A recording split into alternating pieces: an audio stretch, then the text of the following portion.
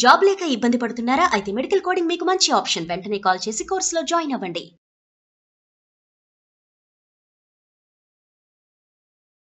నమస్తే రమగారు. నమస్తే జయ. రమగారు, నరసింహస్వామి చరిత్ర మనం అప్పుడప్పుడు సందర్భానుసారంగా మాట్లాడుకున్నాం, కానీ పూర్తిగా ఒక కథ రూపంలో ఎప్పుడు చెప్పుకోలేదు. ఒకసారి చెప్పుకుందామండి. దశావతారాల్లో నరసింహస్వామి పరమాద్భుతమైన స్వరూపం, ఉగ్ర రూపం. శీఘ్రంగా సులభ సాధ్యుడుగా కూడా కనపడతాడు జయ. అవునా రమగారు? అప్పుడు శీఘ్రంగా సులభంగా రాలా, ఇప్పుడు వస్తాడు. ఓహో, ఈ కాలానికి వస్తాడంటారా? ఇప్పుడు వస్తాడు. ఇప్పుడు ప్రమాదాల్లో ఆయన చాలా సహాయకారిగా ఉంటాడు, చాలా తోడుగా ఉంటాడు స్వామి. ఎంత హాయిగా ఎంత ప్రసన్నంగా ఉంటాడో. నరసింహ చరిత్ర చెప్పాలంటే ముందు దశావతారాలు చెప్పుకోవాలి కదా. మత్స్య కూర్మ వరాహ అవతారాల తర్వాత ఈ మృగపతి అవతారాన్ని ఎత్తాడు ఈయన. నరమృగ రూపుడు, సగం మనిషి సగం మృగం. దీనికి ముందున్న స్వరూపం వరాహ స్వరూపం కదా. ఇవి రెండు ఇంటర్లింక్డ్గా కనిపిస్తాయి. వరాహ స్వరూపము నరసింహ స్వరూపము లింక్ దగ్గరగా. పూర్వం ఇప్పుడు జయ విజయులు అని విష్ణుమూర్తి యొక్క పార్షదులు, వాళ్ళ వాకిట్లో ఉండేటువంటి కాపలాదారులు. సనక సనందనాదులని నలుగురు మనుషులు. సనక సనందన సనత్కుమార సనత్ సుజాతులు. వాళ్ళు బ్రహ్మ కుమారులు, మానసపుత్రులు. బాలురుగానే కనపడతారు. మాకు జ్ఞానమే, వాళ్ళని సృష్టి చేయమంటే మేమేం చెయ్యం, మాకు జ్ఞానమే కావాలన్నారు వాళ్ళు. తర్వాత సృష్టి బ్రహ్మ చేసుకున్నాడు.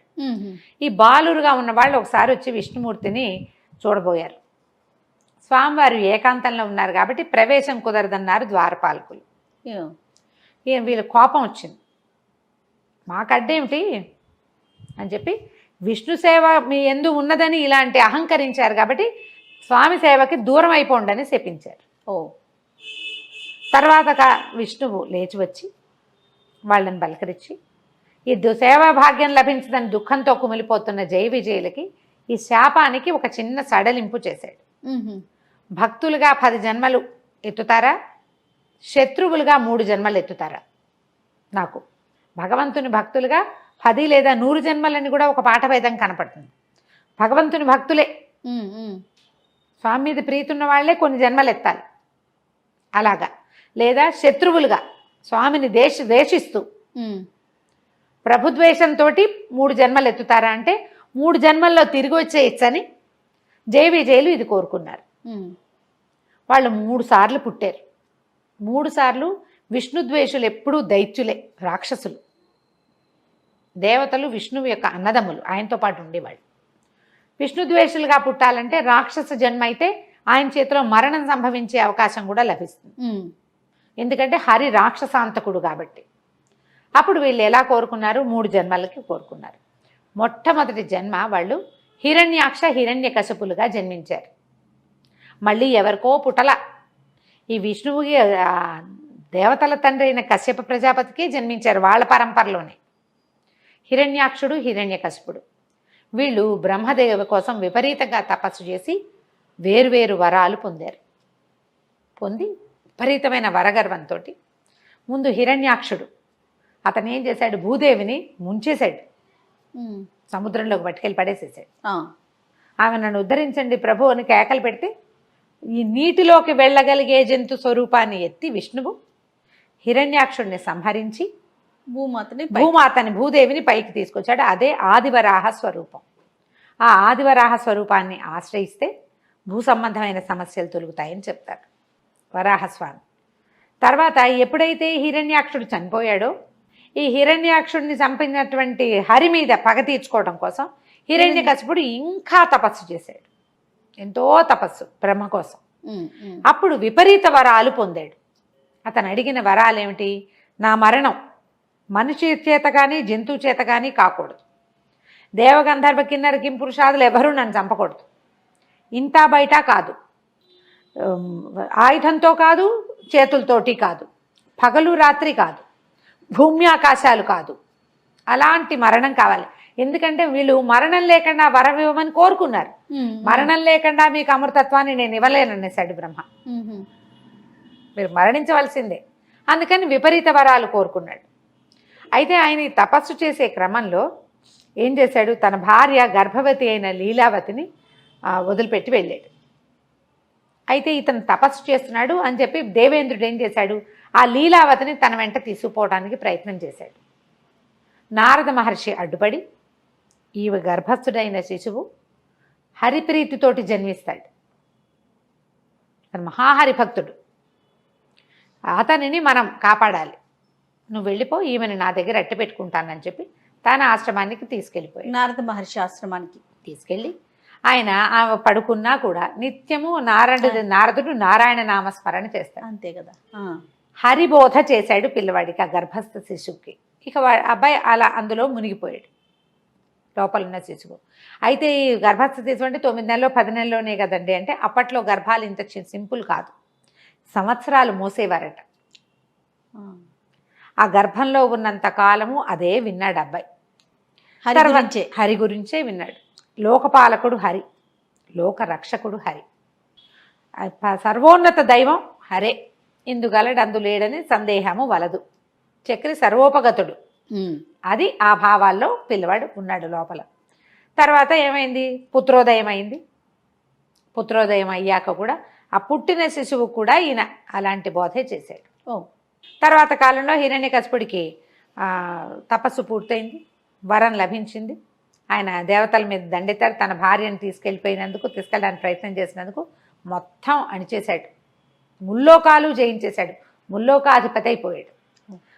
ఎక్కడా మరణం లేని వాడికి భయం ఏముంది, తెంపరితనం వచ్చేస్తుంది కదా. అక్కడి నుంచి భార్యని కుమారుడిని తీసుకుపోయాడు. ప్రహ్లాదుడిని పేరు పెట్టారు, ఆహ్లాదాన్ని కలిగిస్తాడని ప్రహ్లాదుడని పెట్టారు పేరు. ఇంకా సంతానం కలిగింది, ముందు సంతానం ఉంది, తర్వాత కలిగింది. ఒక్క పిల్లవాడే కాదు, వాళ్ళకి ఇంకా ఉన్నారు పిల్లలు. పిల్లాడు కొంచెం మందుడుగా ఉండేవాడు, యాక్టివ్ కాదు. ప్రహ్లాదుడు యాక్టివ్ వాడు కాదు, కూర్చుని హరినామస్మరణ చేసుకుంటూ ఉండేవాడు. పుట్టుకతోటే వైరాగ్య భావాలు ఉన్నవాడు. భగవంతుడే అన్నిటికీ మూలమని, అన్నిటికీ ఆద్యంతాలు అతడేనని నమ్మేవాడు అనమాట. ఈ పిల్లాడికి ఒక 7-8 సంవత్సరాలు వచ్చాక కొంచెం మబ్బుగా ఉన్నాడు, చదువులో పెట్టాలనుకున్నారు. అప్పుడు చండామార్కులని, చండు అమార్కుడు బహుశా వాళ్ళ పేర్లు, ఈ చండామార్కులకి అప్పచెప్పారు విద్య నేర్పించమని. వాళ్ళు ఏం చెప్పినా ఈ పిల్లాడికి క్షణంలో వచ్చేస్తుంది, ఏకసంధాగ్రాహి. కానీ హిరణ్యకశిపాయ నమః అని తండ్రిని పూజించాలని, తండ్రి సర్వోత్కృష్టుడని అంటే ఒప్పుకునేవాడు కాదు. ఈ దేహాలు పోయేవేవి, ఎప్పుడూ నిత్యుడుగా ఉండే భగవంతుడిని చూడాలి కానీ అనిత్యమైన మనల్ని ఎట్లా పూజిస్తాం, మనుషుల్ని పూజించకూడదు. రాక్షసుడైతే ఈయనకి మరణం తప్పదు ఎప్పుడో ఒకప్పుడు, నిత్యుడు కాదు కదా. మనం ఉన్నా లేకపోయినా ఉండేవాడు భగవంతుడు, నేనున్నప్పుడు ఉండేవాడు దేవుడేట అవుతాడు. అట్లా కాదు. ఇతను ఏం చేశాడు, పిల్లవాడు తన చుట్టుపక్కల ఉన్న వాళ్ళందరికీ హరిబోధ చేయటం మొదలుపెట్టాడు. హరినామస్మరణతోటి గురుకులం అంతా మారుమోగిపోయేది. పిల్లలు ఆ ఉద్రేకానికి లోనైపోయేవారు. మనం భజన చేస్తుంటే ఉద్రేకం వస్తుంది, అవునవును కదా. నామస్మరణతోటి ఒక రకమైన ఉద్రిక్తత వచ్చేస్తుంది, లోపల నరాలలో ఒక సంచలనం వస్తుంది, దాని మీదకి వెళ్ళిపోతాం. ఈ పిల్లలందరినీ అటువైపు తీసుకెళ్తున్నాడని వాళ్ళు ఏం చేశారు, సరే చెప్తున్నారు, నాయన ఇది వద్దు, ఇది చెయ్యొద్దు, నీ తండ్రి ఒప్పుకోడు, ఆయన హరిద్వేషి శివభక్తుడు అంటే కాదంటాడు ఇతను. తర్వాత ఏం చేశారు, పిల్లాడి చదువు పరీక్షిద్దామని పిలిచారు. పరీక్షించేసరికల్లా అతను ఏమన్నాడు, హరే సర్వాంతర్యామని చెప్పటం మొదలుపెట్టాడు. తండ్రికి అర్థం కాలేదు. ఇక పిల్లాడిని ఎలాగైనా, వీడు ఏంటంటే వీడు చెదపురుగు, చీడపురుగు కుటుంబానికి, ఇలాంటి వాడు ఒకడు పుడితే ఇక మొత్తం కుటుంబం అంతా పాడైపోతుంది. పిల్లవాడిని సంహరించాలనుకున్నాడు ఆయన. నాకు ఇంటికి ఎక్కడ వేర్పురుగు ఉంటే ఇల్లంతా మొత్తం చెట్టంతా పోతుంది, నా కుటుంబం అంతా నాశనం అయిపోతుంది, మేమంతా హరిద్వేషంతో ఉంటే వీడొక్కడు ఎందుకు హరిప్రేమికుడుగా ఉండాలి. వాడిని చంపడానికి రకరకాల ప్రయత్నం చేశారు, విషం ఇచ్చారు, ఏది ఇచ్చినా హరినామ స్మరణతోటే స్వీకరించేవాడు. ఏనుగులతో తొక్కించడానికి ప్రయత్నం చేశారు, కొండల మీద నుంచి పడేశారు, అగ్నిలో పడేశారు, పెద్ద పెద్ద పాములతోటి కరిపించారు. ఏం చేసినా అతనికి మరణం రాల, ఏది ఇచ్చినా అతని లోపలికి వెళ్ళిపోయేది. ఆ భగవన్నామస్మరణే అతన్ని రక్షించేది. ఇక విసిగిపోయాడు తండ్రి. విసిగిపోయి ఒకనాడు తండ్రి కొడుకు వాదించుకున్నారు బాగా. చిన్న పిల్లవాడే, 10-12 ఏళ్ళు వచ్చింటాయి, అంతకంటే వయసు ఉన్నట్టుగా కనపడదు కథల్లో.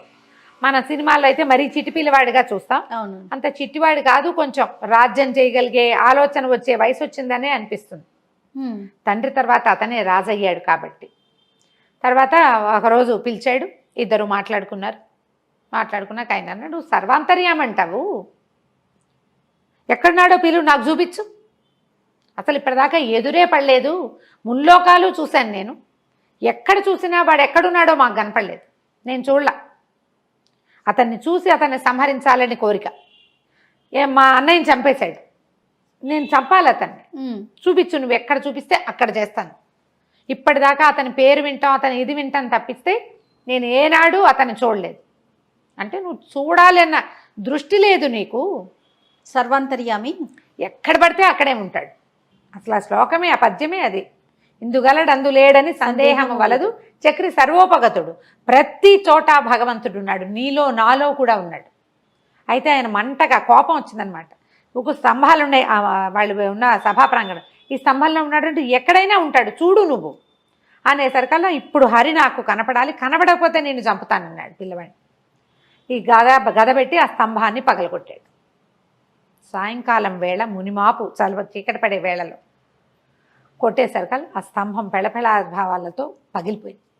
పగిలి అందులోంచి సమయం ఆసన్నమైంది కాబట్టి భగవంతుడు ఇట్లా 2 స్వరూపాలతో, సింహపు ముఖము, మానవ దేహంతో బయటకు వచ్చాడు. ఆశ్చర్యపోయాడు హిరణ్యకశిపుడు. నువ్వా, ఇలా ఉన్నావా నువ్వు అని ఆశ్చర్యపోయాడు. అసలు పద్యాలు ఎంత బాగుంటాయో భాగవతంలో, భలే అద్భుతంగా ఉంటాయి అనేసరికి ఉగ్రరూపం. అది వచ్చిన స్వరూపము, నువ్వు ఏదైనా కొట్టితే ఒక చోటకి వేడొస్తుంది కదా, ఎక్కడో కొట్టావు, పటా పటా పట్ట కొట్టావు, కొట్టిన చోట ముట్టుకో, నువ్వు చేత్తో కొట్టినా వెచ్చబడుతుంది. ఒక గంట మనం ఒక చోట కూర్చుంటే మనం కూర్చుని నేలే వెచ్చబడుతుంది. బాగా చెప్పారు కదా. అవునండి. ఈ స్తంభాన్ని ఇనప గదతోటి, లోహపు గదతోటి కొట్టి కొట్టి ఒక తీక్ష్ణతని, వేడిని కల్పించాడు హిరణ్యకశిపుడు. ఆ వేడిలోంచి పుట్టిన భగవంతుడు మహోగ్ర రూపంతో వచ్చాడు. ఆ ఉగ్రరూపం చూసేసరికి వణికిపోయాడు పిల్లవాడు. ఇది ఇలాంటి స్వరూపంలో భగవంతుడు ఉంటాడని తెలియదు అతనికి. ఆ పాలకడల్లో ఎక్కడో పడుకుని ఉంటాడు, అలాంటివే తెలుసు. భగవంతుడు ఎలా ఉన్నా భగవంతుడే. మనకు భయం వేస్తుంది కానీ నారాయణ నారాయణ అంటూ పక్కకి తప్పుకునేసరికి ఈయన ఏం చేశాడు, ఈ రాక్షసుడితో యుద్ధం చేశాడు. కానీ హిరణ్యకశిపుడు ఓటమిని అంగీకరించాల. గద తిప్పి ఆయన మీదకి పడ్డాడు యుద్ధాన్ని. పడేసరికి ఈయన ఒక దెబ్బ కొట్టి అతన్ని ఈడ్చుకెళ్ళాడట. ఈడ్చుకెళ్ళి కరెక్ట్గా గుమ్మం మీద కూర్చున్నాడు.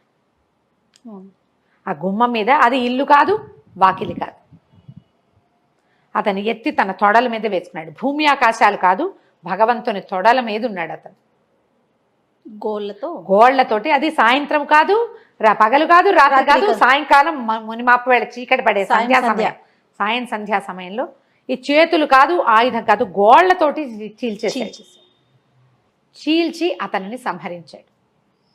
ఈ సంహరించేసరికల్లా ఆ ఉగ్ర రూపం చూస్తే వణికిపోయారు అందరూ.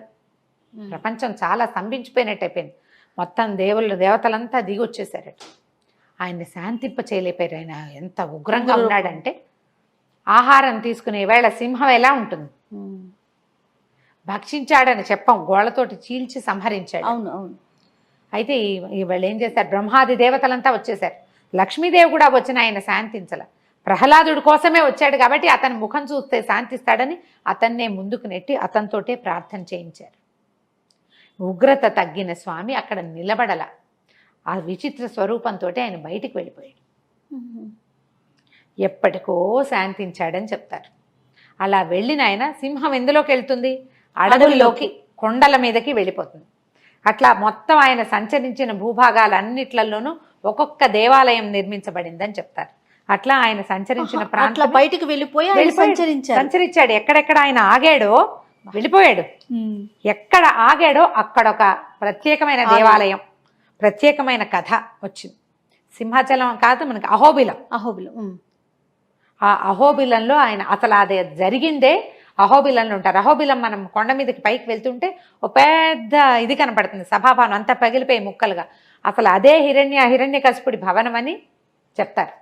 ఎంత పెద్ద పెద్ద కట్టడాలుగా కనిపిస్తుంది. పైన ఉక్కు స్తంభం అనే ఒక స్తంభం ఉంది, ఉగ్రస్తంభం.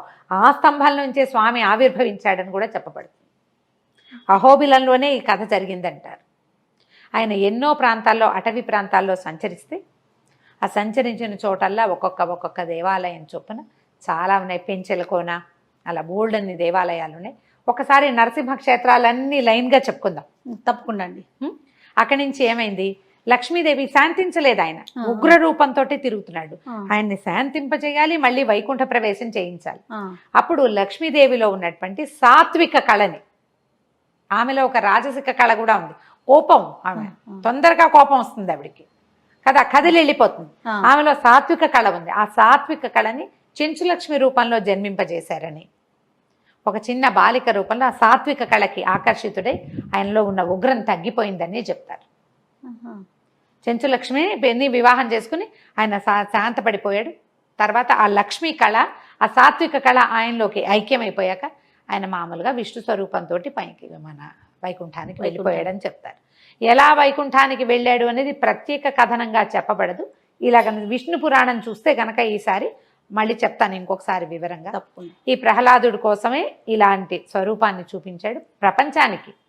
అది ఇప్పుడు ఈ మన ఏమంటారు దీన్ని, పరిణామ క్రమంలో చేపగా, కూర్మంగా, వరాహంగా, తర్వాత సగం మానవ దేహం, సగం దీంతో మృగదేహంతో, మృగముఖంతో జన్మించి ఆ తర్వాత వామనుడుగా జన్మించాడు. పూర్తి స్థాయి మనిషి బాల రూపంలో, అదే వామన రూపంలో. ఇట్లా పరిణామక్రమం కూడా ఇక్కడ చూపించబడింది అని చెప్తారు. ఈ ప్రత్యేకమైన ఈ స్వరూపాన్ని అర్చించిన, ఆరాధించిన అపరిమితమైన ఐశ్వర్యం లభిస్తుందని, చాలా ధైర్యం వస్తుందని, రణోద్రేకంలో ఉన్నవాళ్ళు, ఎక్కడైనా యుద్ధానికి వెళ్ళాలని భావించేవాళ్ళు, పోట్లాటకి దిగేవాళ్ళు నరసింహస్వామిని తలుచుకుని ఆయన్ని ప్రార్థించి వెళ్తే విజయం లభిస్తుందని చెప్తారు. కరావలంబ స్తోత్రం లాంటివి చేసుకుంటే స్వామి తన చెయ్యి అందిస్తాడు మనకి. ఇప్పుడు ఇది ఊరికే అతన్ని చంపటమే కాదు, ప్రపంచానికి ఎలా చూపించాడు, మనం సంసారంలో పడి కొట్టుకుపోతూ ఉంటాం. హిరణ్యకశిపుని ఉద్ధరించాడు, సంహరించటం కాదు కదా అది. అవును అవును, ఒట్టి సంహార క్రియ కాదు జరిగింది, ఉద్ధరణ క్రియ జరిగింది. మనని కూడా భగవంతుడు ఈ సంసారంలో నుంచి ఉద్ధరిస్తాడు ఈ స్వరూపంలో ఉన్న ఆయన. అలాంటి ఈ స్వరూపాన్ని నిత్యం తలుచుకోవచ్చు.